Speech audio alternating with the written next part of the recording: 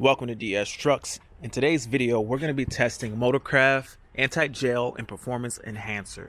We are going to do two MPG tests, one without the anti-gel additive and one with. And we're going to see if the truck improves MPG after we add this additive. Now, this additive makes a lot of claims. It claims to help prevent gelling of diesel fuel in the lines, filter, and tank, improves cold starting ability and fuel economy, and adds lubricity to the fuel to reduce engine wear. Now, we can't test all these things. We have to trust that this OEM genuine product will do most of these things. But the thing that we can test is the claim that it will improve fuel economy. So that is what we'll do. Anyway, here is the first clip. Roll it. All right, guys. So I did get stopped here at a light, and I'm making an effort to actually warm up the engine.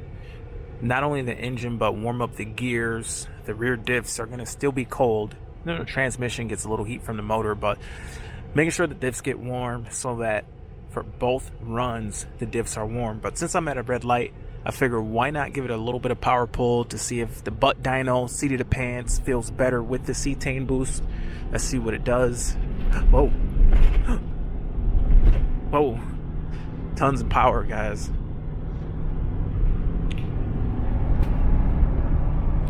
All right. So, to be able to tell the difference, I think the truck has so much power that I won't tell the difference either way, because it just wants to break loose even without the cetane boost or whatever. So it's probably not going to be possible for me to tell a difference if there's a power improvement, because there's just not enough available traction. So anyway, we're getting like 9 to the gallon right now, but I'm going to reset everything, do 2 clean runs, one with the cetane and one without. So the first run is going to be without. All right, so I've taken a good 6-mile drive down the highway, got the vehicle up to speed, warmed everything up, warmed up the differentials, the tires, everything is now warm. So we're going to do our first run. We'll see what the truck gets on the MPG. It's going to be mostly highway, and we'll go ahead and add our cetane boost. We'll see which run returns better MPG and if this additive from Ford actually improves the MPG. See you guys on the road. All right, guys, just getting down on the freeway, and we are cruising at about 70 miles an hour.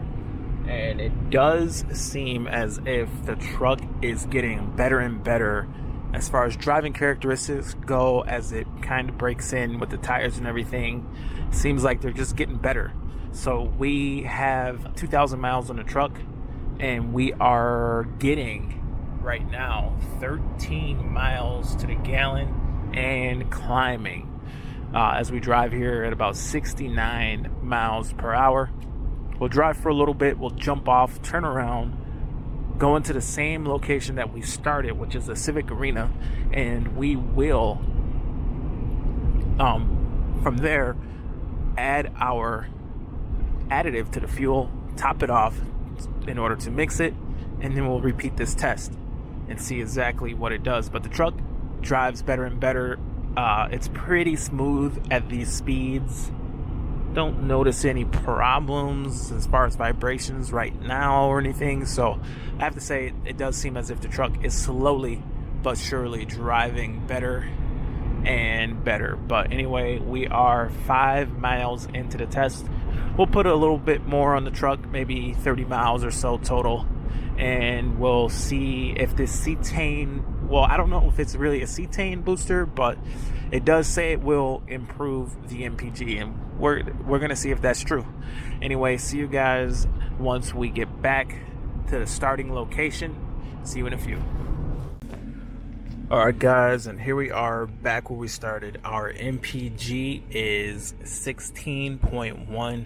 That's a little bit of city, mostly highway, mostly 69 miles an hour, and not too bad for a truck this size. We do have our salt spreader on the truck, but straight up 16.1. Now let's hit the fuel station and add our additive and see if that helps, at least with the MPG. It's supposed to help with wear of your fuel components, particularly your high pressure fuel pump. but there's no real way for me to test that. Only thing we can really test is the fuel economy. Anyway, let's hit the fuel station and fill up and add our additive. See you guys at the gas station. All right, guys, here at the gas station, let's go ahead and add our 8 ounces to the fuel. Now here, we definitely don't want to spill any of this, so I'm gonna go ahead and try not to make a mess. But anyway, let's see here. Let's get this going. There's a little seal here, which is nice to have.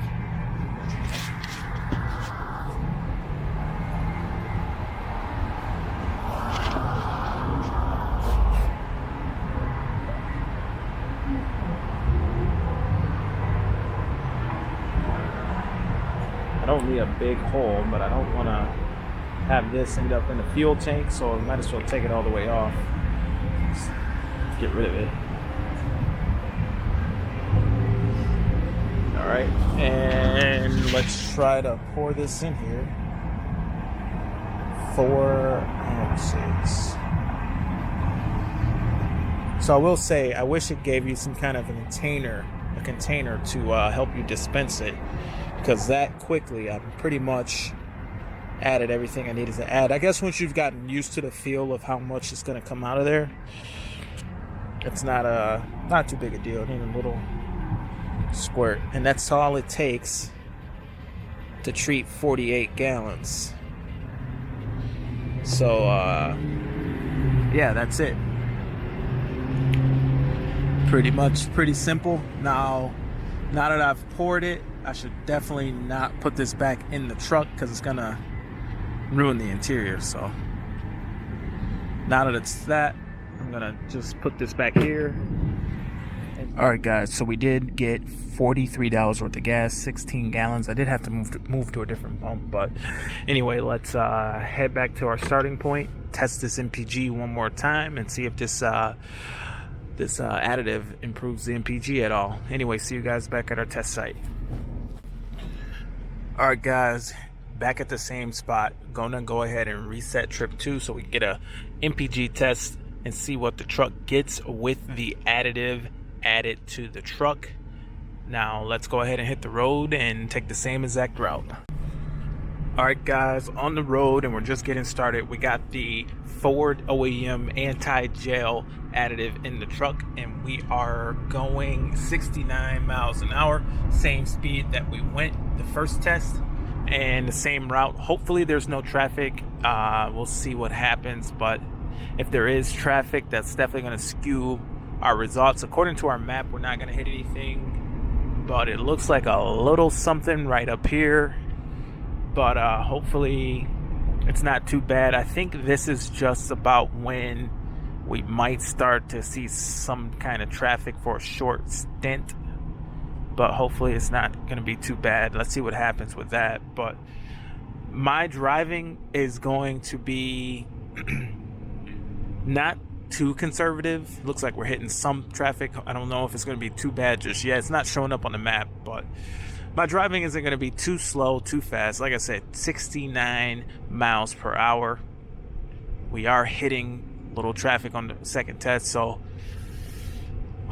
this stuff's going to have to perform really well to do better. We'll see. We'll continue to test it. We'll see what happens. It's not terrible. It's just a little bit of a slowdown here. But I'm not driving fast. I'm not driving slow. The best way I could describe it is I'm driving like my old lady's parents are in the car with me.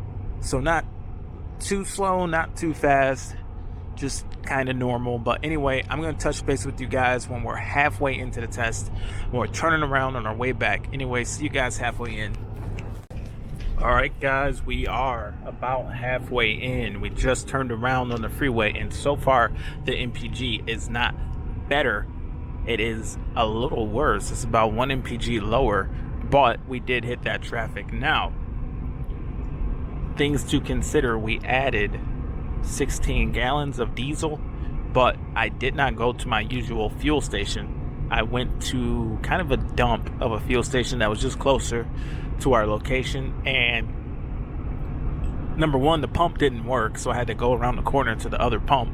Place was not maintained that well, and I could have maybe a little bit lower quality fuel than what I'm used to at the normal spot that I go, which is a Kroger gas station, which is a really new fuel station. And I've only gotten fuel at 2 spots, a Kroger and a Valero. And the Kroger, like I say, it's brand new.